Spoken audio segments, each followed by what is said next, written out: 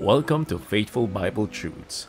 Ang ating punggol dito ay buksan ang salita ng Diyos at sa biyaya ng Panginoon ay matapat na suriin ang mga talata ng Bible upang ating malaman ang mga katotohanan na tinuturo nito patungkol sa mga mahalagang doktrina at mga issues sa loob at labas ng iglesia sa panahon natin ngayon. Ang ating tatalakayin today ay bawal ba sa pastor ang may hanap buhay? Isang simple, ngunit mahalagang tanong ang ating ipaglilingkod ngayon, mga kapatid. Bawal ba sa pastor ang may hanap buhay? Mga kapatid, siguro mapapansin natin na mga pastor laging bihis na bihis. May grupo nga ng mga pastor na hindi mo sila dapat na makitang hindi nakabarong o naka-coat and tie. Tila baga hindi sila dapat na naghahanap buhay, makitang mga nakapantrabaho na kasuutan. Alam niyo po mga kapatid, ang verse na pinanghahawakan nila ay naririto. Atin pong ipaglilingkod sa inyo mga kapatid. Ito po ay matatagpuan sa 1 Corinthians in chapter 9 verse 14. Narito po ang talata mga kapatid. Even so hath the Lord ordained. Ito po'y mismo ang Diyos ang nag-ordain, that they which preach the gospel should live of the gospel. Ito po'y kalooban ng Diyos, maliwanag, na yung mga nangangaral ng ebanghelyo dapat ay mamuhay sa ebanghelyo o mabuhay sa ebanghelyo. So, ito po ngayon ang kanilang interpretasyon. Bawal sa pastor ang may hanap buhay. At pinangatwiranan po nila ng katulad nito. Pag daw po may hanap buhay ang pastor, ay napapabayaan ang gawain. Kaya yun daw po talaga ang sinasabi ng talata, na yun ang kalooban ng Diyos. Yun po ang kanilang interpretasyon ng talatang ito. Ordained by the Lord, they that preach the gospel should live of the gospel. So, mga kapatid, malungkot pong katotohanan nito na iyon ang kanilang pinalalabas sa talata. At nang minsan nga po ako'y sa may kaharap ng mga kapastoran, ay may nangatwiran po sa akin ng ganoon. Pag daw kasi ang pastor ay may hanap buhay, napapabayaan ang gawain. Ako po'y medyo alam ko po kasi mga kapatid, alam nating pare-pareho na ayaw po ng Diyos na ang isang tao ay tamad.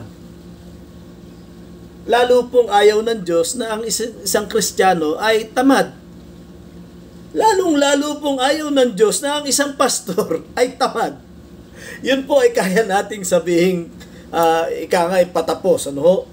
Ayaw na ayaw po ng Diyos ng isang pastor ay tamad.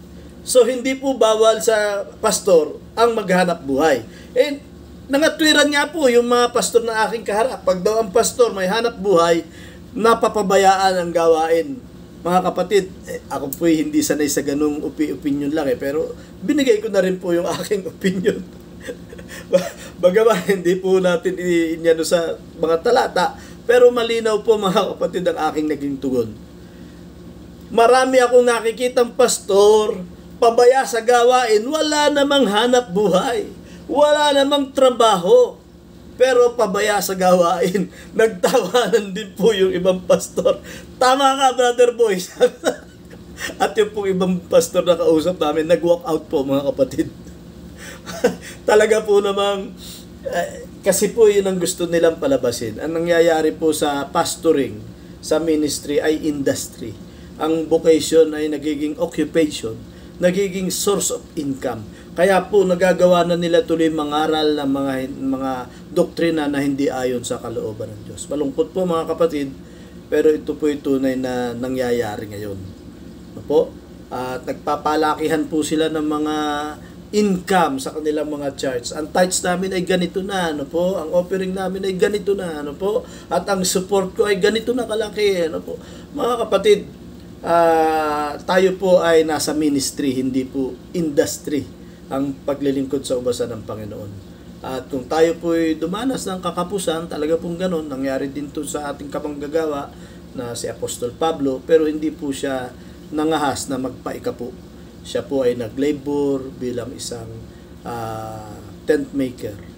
Maihabol ko mga kapatid, nangatwiran naman sa akin ng isang pastor na minsan lang daw nangyari yun, ay ginagamit na lagi, no? Inaabuso daw yung verse na yon na si Pablo ay naglabor as a tent maker. Ang tanong ko dun sa pastor na kausap ko, ilang beses po bang dapat sabihin ng salita ng Diyos upang maging totoo? Nagkamot na lamang po ng ulo yung pastor na aking kausap, pagkat hindi na po kailangan pag-ulit-ulitin. Pag sinabi po ng salita ng Diyos, ito po'y totoo. Si Pablo hindi po nagpaikapo. Siya ay naglabor as a tent maker nung siya ay dumanas ng kakapusan. Muli po, God bless po mga kapatid. Magandang araw po. Kung kayo po ay may comments or questions regarding sa paksa ng video na ito, we would like to encourage you to leave it in the comment section. At kung sakali naman po na naging pagpapala ito sa inyo o anuman sa mga video sa aming channel, kindly subscribe and share it to others. And we would like to encourage you na magpatuloy sa pag-aaral ng salita ng Diyos at inaanyayahan namin kayo sa mga live stream ng aming mga gawain dito sa Jesus Christ Baptist Church, Santa Maria, Bulacan via Facebook Live tuwing Sunday, 8:30 ng umaga ang aming Sunday School, 10 a.m. ang aming Sunday morning worship service at 2 p.m. naman po ang aming afternoon worship service. Nawa, patuloy tayong lumalim at tumatag sa pananampalataya at pagmamahal sa ating Panginoon. God bless po.